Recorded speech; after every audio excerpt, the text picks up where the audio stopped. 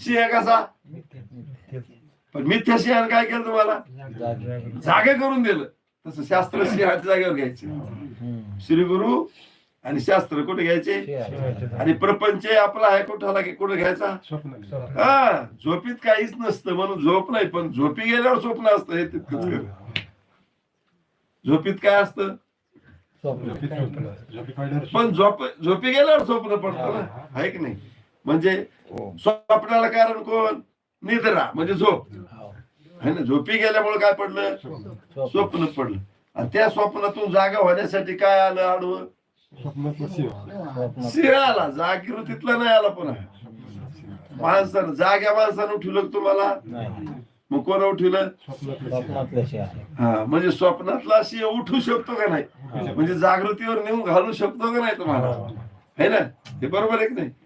तसं शास्त्र